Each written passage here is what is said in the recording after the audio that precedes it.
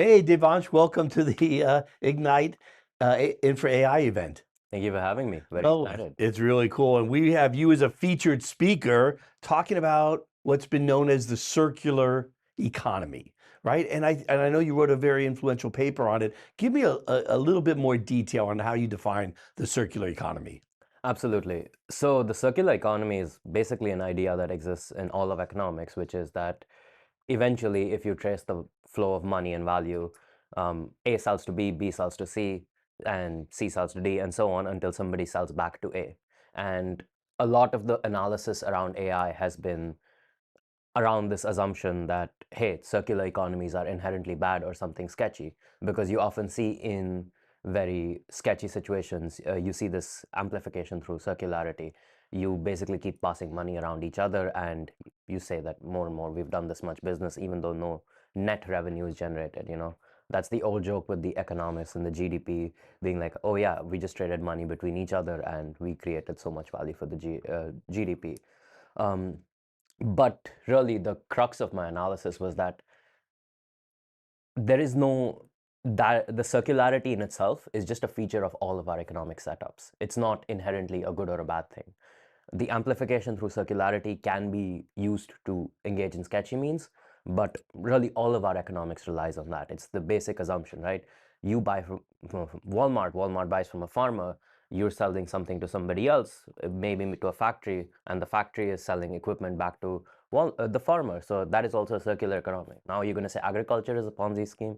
Obviously not, because there you can clearly see the value being generated. So really, the crux of what I wanted to communicate is that when you're analyzing whether something's a Ponzi or there's any kind of foul play going on, you have to look at the actual business. You can't just rely on these very broad stroke abstractions and call it a Okay, day. well, let me jump in on that then and apply it to this crazy AI world we're living in today, right? Where OpenAI and Oracle and NVIDIA, AMD, on and on, those top players, those Yes. big names that we've all heard of, seem to be buying and selling from each other at quite a high frequency and quite a high volume. So that is circular in a way, right? Yes. So, and there's nothing inherently good or bad about that, is what you're saying. But all of them seem to be also producing profits, right? Mhm. They're all making money. So in a way, their system is working, right? 100%. And obviously not, OpenAI is not profitable, but all of its backers are. And their revenue's So going up. yes, the revenue is going up. So that was one of the first indications you see that there's no foul play going on with regards to circularity, or at least specific to that, because of course you have this closed loop system where basically hyperscalers are funding their own customers so that they can generate demand for themselves, and then they are saying we've generated so much new demand, and that looks sketchy on the surface, but a lot of industrial build-outs happen like that. You first have to put the money in and build things out so that there's capacity so that people can buy. And now what we're seeing is, because there's been so much capacity, OpenAI, Anthropic, etc., are able to give subsidized tokens to new customers. Right. They're bringing in people that would have never traditionally used the GPT-3 token prices when it was where it was in early 2022, early 2023, because now they're able to provide tokens at such a cheap rate that new customers are able to come in, and there you see the revenue spikes, and you see more and more people using It's AI a in whole various. tokenization economy. Yes, tokens have become an industrial good, honestly. So as I look at these companies, and I don't look at them analytically, so you're going to please help me fill in some blanks here. I'm seeing hockey stick growth, both top line revenue and stock price performance, yes? Mm-hmm. But you also have to follow that up with a similar growth on the bottom line. What are you seeing in forecasting for these companies on the bottom line growth? So I'm not strictly just a financial analyst, so here my analysis won't be as robust as other people, because my area is looking at tech research and actually Good, building products and good. then comparing that to whether the economics make sense, whether you want to invest in a stream of research or not. But we are definitely seeing a lot of revenue generated on all fronts. In fact, this is where industrial and application layers are slightly diverging. Application layers are currently heavily subsidized. So that's where the thing comes on. Oh, if you raise token prices tomorrow, half these startups will go to bankrupt, etc., which is a fair analysis. It misses a few other things about Jevons paradox, etc. But so with application companies, actually, you are seeing well-developed, well-architected ones actually exploding in all areas, but with a lot more of the more infra side, or Yeah. the ones that are trying to become platforms. That bottom line isn't necessarily moving as well, just because we still haven't figured out what to do on how to get to the cutting edge performance. So we don't know where the best research head. So we're spending a lot of money trying to figure things out. You're breaking new ground, and breaking new ground is always an expensive process. If you're like, I'm involved with a legal AI startup called Economies.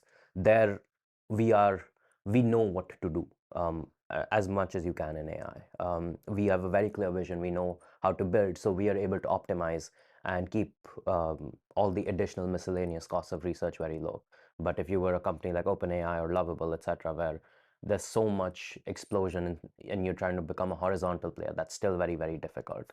So that answer really depends on whether you're a very well architected vertical application company or a more horizontal kind of platform one. But that top line growth is true for all. And once we start to stabilize in AI, once we start to figure out what works and doesn't, then we will see even the horizontal bottom, like the horizontal players also have a very good increase in the bottom line. Okay. Before I change topics, do you have anything else you want to say about the circular economy, and any thoughts about how that's evolving? I do think there is, this is where like you have to kind of have a nuance in your criticisms.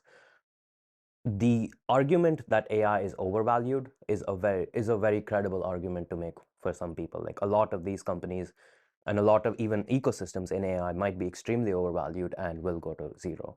But that again, when you have a very large ecosystem, that's to be expected.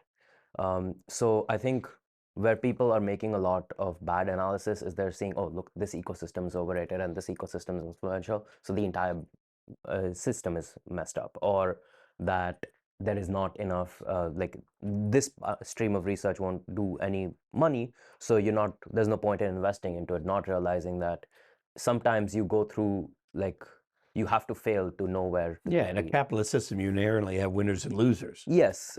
So like you have to have nuance in how you're analyzing the economic system, the circularity and everything else, where you have some players that are overpriced that might not work, but because the foundation is so solid with regards to demand, with regards to revenue growth, with regards to profitability of the backers, as you mentioned, it's always important to have that distinction in mind, I that like it. Yep.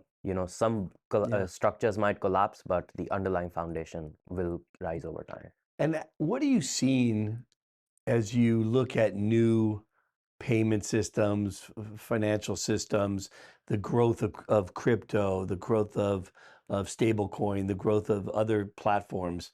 Have you studied that a little bit as well?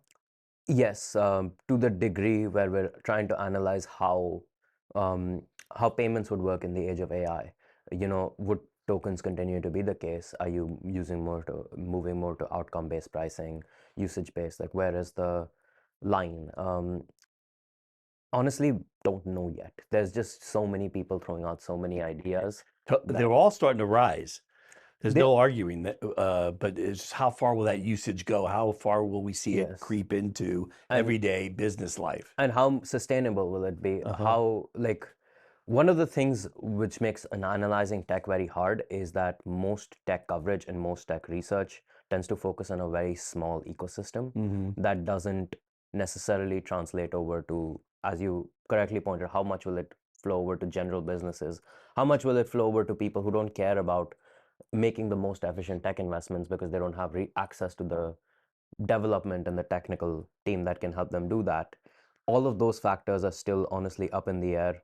Um, so I don't know if we can have any good Okay, opinions on but it. I'm going to have you back next year. You have to have answers for me about this, okay? Oh yeah, Devansh, thanks for spending some time. This has been fun talking about the circular economy and a lot of the different players that are involved in it. It's fun to watch. Thanks for sharing.